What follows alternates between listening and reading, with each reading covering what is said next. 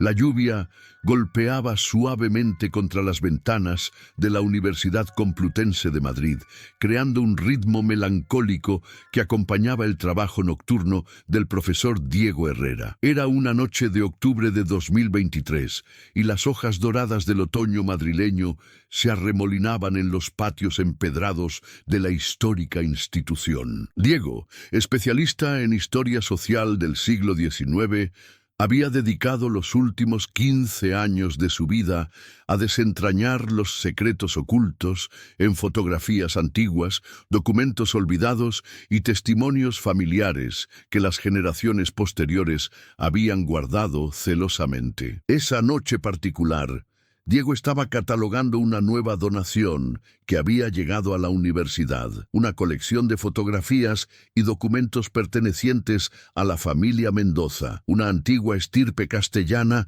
cuyas raíces se hundían profundamente en la historia española. La donación había sido realizada por Carmen Mendoza, una mujer de 72 años que vivía en un modesto apartamento en el barrio de Malasaña, quien había decidido entregar el legado familiar a la universidad antes de que el tiempo lo consumiera por completo. Entre papeles amarillentos y daguerrotipos descoloridos, Diego encontró una fotografía que inmediatamente captó su atención. Era un retrato familiar tomado en 1876, según indicaba una anotación en el reverso escrita con tinta sepia. La imagen mostraba a una familia de clase media acomodada posando en el jardín de lo que parecía ser una casa señorial en los alrededores de Toledo. El padre, don Aurelio Mendoza, vestía un elegante traje negro con chaleco, mientras su esposa, doña Isabel,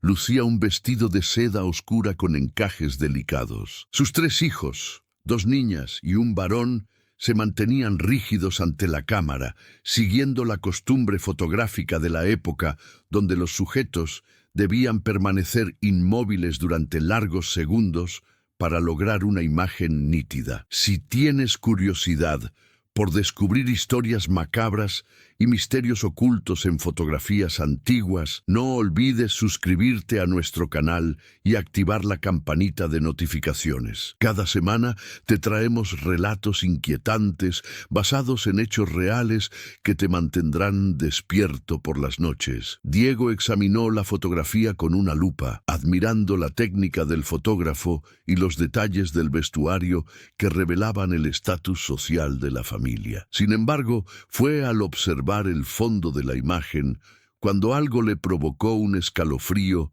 que recorrió su columna vertebral. Detrás de la familia, parcialmente oculta por las sombras de un gran roble centenario, se distinguía una figura borrosa que parecía observar la escena desde la distancia. Al principio, Diego pensó que podría tratarse de un sirviente o quizás otro miembro de la familia que había permanecido al margen del retrato principal. Pero mientras más observaba, más perturbadora se volvía aquella presencia silenciosa. La figura no vestía las ropas típicas de la época. Llevaba lo que parecía ser una túnica o vestimenta burda, y su postura era extrañamente encorvada, como si estuviera acechando desde las sombras. Lo más inquietante era que parecía estar mirando directamente hacia la cámara, con una intensidad que trascendía el tiempo y llegaba hasta el presente, haciendo que Diego sintiera como si aquellos ojos invisibles lo estuvieran observando a él también. Intrigado y ligeramente perturbado,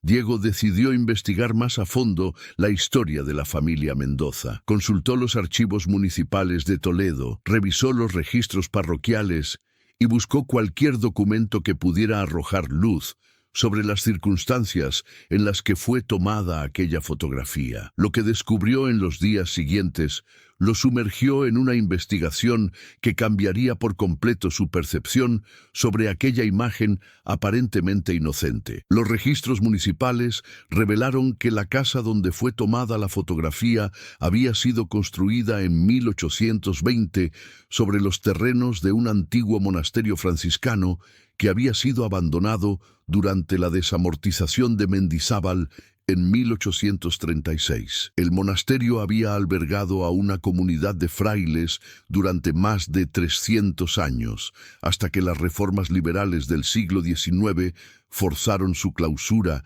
y la dispersión de sus habitantes religiosos. Diego encontró en los archivos diocesanos una referencia perturbadora. En 1875, apenas un año antes de que fuera tomada la fotografía, varios vecinos de la zona habían reportado avistamientos de una figura encapuchada que merodeaba por los terrenos de la antigua propiedad monástica. Los testimonios describían a un hombre de mediana edad, vestido con los hábitos franciscanos, que aparecía especialmente durante las noches de luna nueva, caminando entre los restos de lo que una vez fueron los claustros del monasterio. Las autoridades locales habían investigado estos reportes, pero nunca encontraron evidencia física de la presencia de ningún intruso. Sin embargo, los avistamientos continuaron durante varios meses, creando un clima de inquietud entre los habitantes de las casas cercanas. Algunos vecinos aseguraban haber visto al extraño personaje durante el día, siempre manteniéndose a distancia, observando las actividades cotidianas de las familias que ahora habitaban en los terrenos que una vez habían sido sagrados. Diego contactó a Carmen Mendoza para obtener más información sobre la historia familiar. La anciana lo recibió en su modesto apartamento, rodeada de fotografías familiares y recuerdos de generaciones pasadas. Sus ojos, aunque cansados por los años, conservaban la agudeza de quien ha sido testigo de muchas historias y secretos familiares. «Profesor Herrera», le dijo Carmen mientras servía té en tazas de porcelana delicada, «esa fotografía siempre ha sido motivo de conversaciones susurradas en nuestra familia. Mi bisabuela Isabel, que aparece en la imagen, solía contar historias extrañas sobre aquellos años en Toledo». Carmen se dirigió a un antiguo baúl de madera y extrajo un diario encuadernado en cuero agrietado por el tiempo. «Este es el diario de mi bisabuela. Escribía regularmente sobre la vida cotidiana, pero hay entradas específicas sobre eventos extraños que ocurrían en la propiedad». Diego recibió el diario con manos temblorosas, consciente de que estaba sosteniendo un testimonio directo de los eventos que había estado investigando. Las páginas amarillentas desprendían el aroma característico del papel antiguo, y la tinta descolorida narraba en una caligrafía elegante los pensamientos íntimos de doña Isabel Mendoza. La entrada, fechada el 15 de octubre de 1875, decía: «Aurelio insiste en que son imaginaciones mías, pero estoy segura de que alguien nos observa desde el antiguo huerto del monasterio. Esta mañana, mientras supervisaba a los niños en el jardín, vi claramente la silueta de un hombre vestido con hábitos religiosos. Permaneció inmóvil durante varios minutos, como si estuviera estudiando nuestras actividades. Cuando intenté señalárselo a Aurelio, la figura había desaparecido». Otra entrada, fechada 3 semanas después,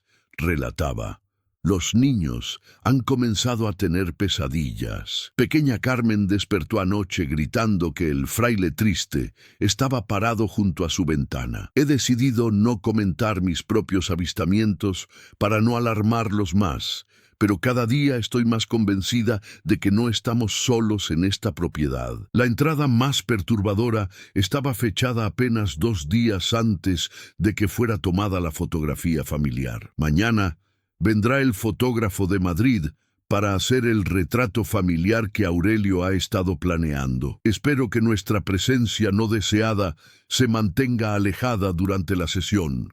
Sería terrible que quedara registrada en una imagen que pretende capturar la felicidad de nuestra familia. Sin embargo, tengo la extraña sensación de que él también quiere ser recordado, como si llevara décadas esperando la oportunidad de formar parte de algo permanente». Diego sintió un escalofrío al leer estas líneas. La idea de que la figura en el fondo de la fotografía hubiera aparecido deliberadamente, buscando ser inmortalizada en aquella imagen familiar, le resultaba profundamente perturbadora. Regresó a su oficina esa noche con una fotocopia del diario y una determinación renovada de descubrir la identidad de aquella presencia misteriosa. Durante las siguientes semanas, Diego se sumergió en los archivos del antiguo monasterio franciscano. Encontró listas detalladas de los frailes que habían habitado la comunidad religiosa, así como registros de defunciones y traslados. Fue en estos documentos donde encontró una pista que lo llevó directamente al corazón del misterio. En 1836, cuando el monasterio fue clausurado, la mayoría de los frailes fueron reubicados en otras comunidades religiosas o regresaron a la vida secular. Sin embargo, había una excepción notable: Fray Tomás de la Cruz, un monje de 45 años que había dedicado toda su vida adulta al monasterio.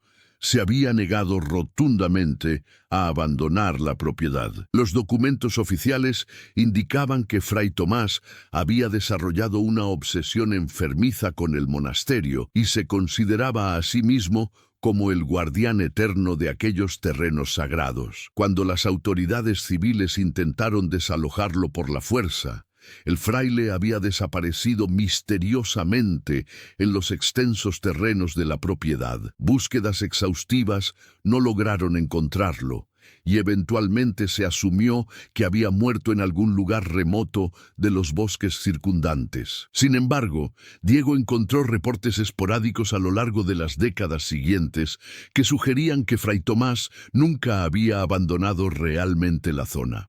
Testimonios de 1840, 1850 y 1860 describían avistamientos de un fraile solitario que aparecía ocasionalmente en los terrenos del antiguo monasterio, siempre manteniéndose alejado del contacto humano, pero vigilando constantemente cualquier actividad que ocurriera en su territorio sagrado perdido. Diego realizó una búsqueda más específica en los archivos policiales de Toledo y encontró un expediente que le heló la sangre. En marzo de 1876, apenas 3 meses después de que fuera tomada la fotografía familiar, el cuerpo momificado de un hombre fue encontrado en una cueva natural ubicada en las colinas que rodeaban la antigua propiedad monástica. El cuerpo vestía los restos de hábitos franciscanos y llevaba un crucifijo de madera tallada que coincidía exactamente con las descripciones de los objetos religiosos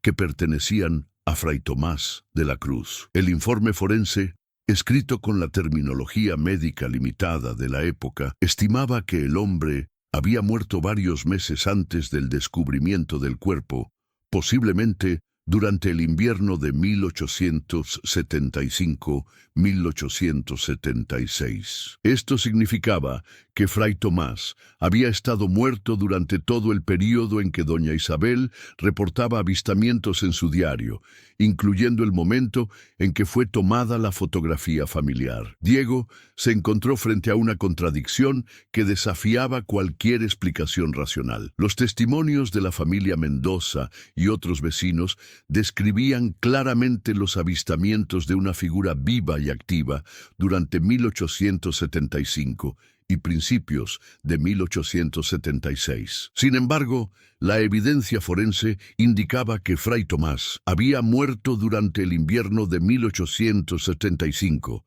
posiblemente de exposición e inanición en su refugio improvisado en las colinas. Decidido a obtener una respuesta definitiva, Diego contactó a un especialista en fotografía histórica de la Universidad Autónoma de Madrid. El profesor Miguel Ruiz era considerado uno de los expertos más respetados en técnicas fotográficas del siglo XIX y había colaborado en numerosas investigaciones forenses que involucraban imágenes históricas. Cuando Miguel examinó la fotografía bajo equipos de alta resolución y iluminación especializada, sus hallazgos fueron tanto esclarecedores como profundamente inquietantes. «Diego», le dijo Miguel mientras ajustaba los controles del microscopio digital, «esta figura en el fondo no es un defecto de la placa fotográfica, ni una doble exposición accidental. Es definitivamente una presencia física que estaba allí cuando se tomó la imagen». Miguel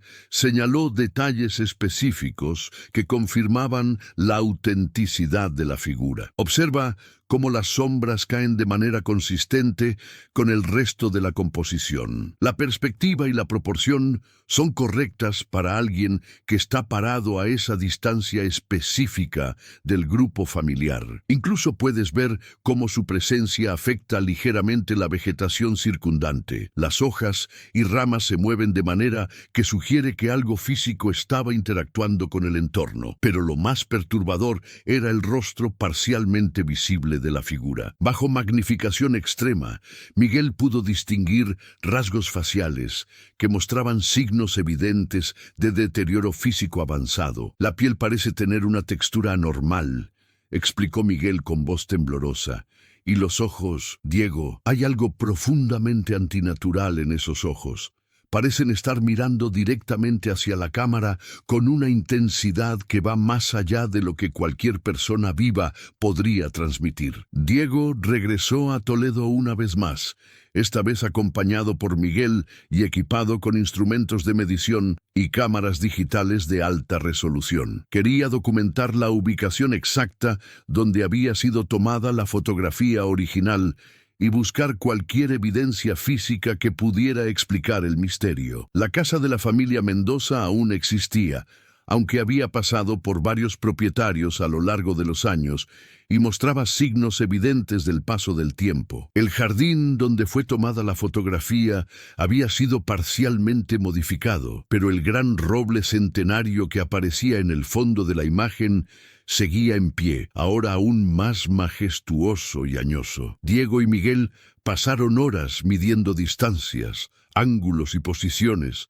recreando exactamente la perspectiva desde la cual había sido tomada la fotografía original. Cuando finalmente ubicaron el punto exacto donde había estado parado el fotógrafo en 1876, Diego sintió una extraña sensación de déjà vu, como si el tiempo se hubiera plegado sobre sí mismo y estuviera reviviendo aquel momento histórico. Fue mientras examinaban el área detrás del roble, donde según la fotografía había estado parada la figura misteriosa, cuando Miguel hizo un descubrimiento que cambiaría completamente su comprensión del caso. Escondida entre las raíces expuestas del árbol centenario, parcialmente enterrada por décadas de hojas caídas y tierra acumulada, encontró una pequeña cruz de madera tallada a mano. La cruz era idéntica a la que aparecía descrita en el informe forense sobre el cuerpo de Fray Tomás de la Cruz. La madera estaba ennegrecida por el tiempo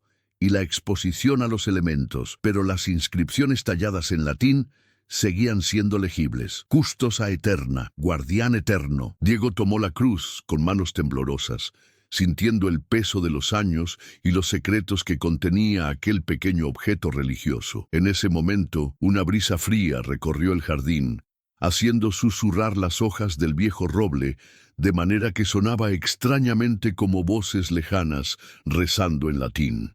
Esa noche, de regreso en Madrid, Diego no pudo conciliar el sueño. La cruz descansaba sobre su escritorio, iluminada por la lámpara de trabajo, mientras él escribía sus conclusiones preliminares sobre el caso. Había evidencia física que confirmaba la presencia de Fray Tomás en los terrenos del antiguo monasterio. Había testimonios contemporáneos que describían avistamientos de una figura religiosa durante el período relevante, y tenía una fotografía que aparentemente capturaba a esa misma figura en un momento específico del tiempo. Sin embargo, también tenía evidencia forense que indicaba que Fray Tomás había muerto meses antes de que ocurrieran muchos de estos avistamientos. Era una contradicción que desafiaba cualquier explicación convencional y que había comenzado a afectar su perspectiva científica sobre la naturaleza de la realidad misma. Al día siguiente, Diego recibió una llamada telefónica inesperada que añadió una nueva dimensión al misterio. Carmen Mendoza había estado reflexionando sobre su conversación y recordó algo que su bisabuela Isabel había comentado en varias ocasiones durante los últimos años de su vida. «Profesor Herrera», le dijo Carmen con voz temblorosa por el teléfono, «recordé algo importante. Mi bisabuela solía decir que después de que se tomó aquella fotografía familiar, los avistamientos extraños cesaron completamente, como si el fraile hubiera conseguido finalmente lo que buscaba y pudiera descansar en paz. Esta revelación proporcionó a Diego una nueva perspectiva sobre los eventos. Quizás la aparición en la fotografía no había sido un accidente o una coincidencia, sino el objetivo final de una vigilia que había durado décadas. Fray Tomás, en vida o después de la muerte, había esperado pacientemente la oportunidad de ser incluido en un registro permanente de la vida que continuaba desarrollándose en los terrenos que había considerado sagrados. Diego pasó las siguientes semanas escribiendo un informe detallado sobre sus hallazgos. Documentó meticulosamente cada aspecto de la investigación, desde los registros históricos hasta el análisis fotográfico especializado, desde los testimonios familiares hasta el descubrimiento de la cruz tallada. Su objetivo era presentar los hechos de manera objetiva, permitiendo que otros académicos y lectores llegaran a sus propias conclusiones sobre la naturaleza de los eventos descritos. El informe final de Diego se tituló Fotografía y Memoria, un caso de presencia documentada en Toledo, 1876. En él, evitaba cuidadosamente hacer afirmaciones definitivas sobre aspectos sobrenaturales, pero presentaba toda la evidencia de manera que los lectores pudieran formar sus propias opiniones sobre lo que realmente había ocurrido en aquel jardín toledano hace más de un siglo. Sin embargo, había un detalle que Diego decidió mantener privado, algo que había descubierto durante sus últimas visitas al archivo diocesano, pero que consideraba demasiado perturbador para incluir en su informe académico oficial. Había encontrado una carta escrita por el último prior del monasterio franciscano, fechada apenas días antes de la clausura definitiva en 1836. La carta, dirigida al obispo de Toledo, describía la desesperación de Fray Tomás ante la pérdida de su hogar espiritual y su determinación de permanecer como guardián de aquellos terrenos sagrados hasta que su imagen quedara eternamente grabada en la memoria de quienes vinieran después. El prior expresaba su preocupación por el estado mental de Fray Tomás y su obsesión con permanecer visible para las generaciones futuras que habitarían en los terrenos benditos. Era como si Fray Tomás hubiera planeado deliberadamente su aparición en la fotografía familiar, esperando durante 4 décadas la oportunidad perfecta de cumplir su promesa de permanecer como guardián eterno de aquellos terrenos que había amado con devoción fanática. Meses después de completar su investigación, Diego recibió una última sorpresa que cerraría definitivamente el caso en su mente. Carmen Mendoza le envió por correo una pequeña caja que contenía otros objetos familiares que había encontrado mientras limpiaba el apartamento de una tía anciana que había fallecido recientemente. Entre los objetos había una segunda fotografía, tomada en el mismo jardín, pero aproximadamente 10 años después, en 1886. La familia había crecido y cambiado, y la composición era diferente, pero el jardín y el gran roble eran inconfundiblemente los mismos. Lo más notable era que en esta segunda fotografía no había ninguna figura misteriosa en el fondo. El área detrás del roble estaba completamente vacía, como si la presencia que había vigilado durante tantos años finalmente hubiera encontrado la paz que buscaba. Junto con la fotografía, Carmen había incluido una nota escrita por su bisabuela Isabel, fechada en 1886. Aurelio insistió en tomar otra fotografía familiar para documentar cómo ha crecido nuestra familia. Esta vez, el jardín se sintió completamente nuestro, sin la sensación de estar siendo observados que habíamos experimentado durante tantos años. Es como si nuestro vigilante silencioso finalmente hubiera encontrado su lugar en la historia de esta casa y pudiera descansar sabiendo que su memoria perduraría. Diego guardó todos los documentos, fotografías y objetos relacionados con el caso en los archivos universitarios, asegurándose de que futuras generaciones de investigadores pudieran acceder a esta historia extraordinaria. La cruz, tallada encontrada bajo el roble, fue colocada en una vitrina especial en el Museo de Historia Local de Toledo, acompañada de una placa que simplemente decía «Custos Aeterna», en memoria de aquellos que dedicaron sus vidas a proteger lugares sagrados. La fotografía familiar de 1876 fue enmarcada y exhibida en una exposición permanente sobre misterios fotográficos del siglo XIX, donde continúa intrigando a visitantes que se detienen a observar la figura borrosa en el fondo, sin saber la extraordinaria historia de devoción, obsesión y búsqueda de permanencia que se esconde detrás de aquella imagen aparentemente simple. Para Diego, el caso representó algo más que una investigación académica exitosa. Le había enseñado que la historia no siempre se compone de hechos fríos y fechas precisas, sino también de pasiones humanas, deseos profundos y la necesidad universal de ser recordado. La fotografía familiar de 1876 se había convertido en un testimonio de la complejidad de la experiencia humana y del poder que tienen las imágenes para capturar no solo momentos en el tiempo, sino también las emociones, obsesiones y anhelos más profundos de aquellos que aparecen en ellas. Años después, cuando Diego reflexionaba sobre su investigación, a menudo se preguntaba si Fray Tomás había realmente encontrado la paz que buscaba al ser incluido en aquella fotografía familiar, o si su presencia continuaba de alguna manera, invisible pero permanente, vigilando eternamente los terrenos que había amado con tal devoción que ni siquiera la muerte había podido separarlo de ellos. Pero esas eran preguntas que Diego sabía que nunca podrían ser respondidas con certeza, y quizás era mejor así. Algunos misterios estaban destinados a permanecer como tales, recordándonos que la realidad es mucho más compleja y misteriosa de lo que nuestros métodos científicos pueden explicar completamente.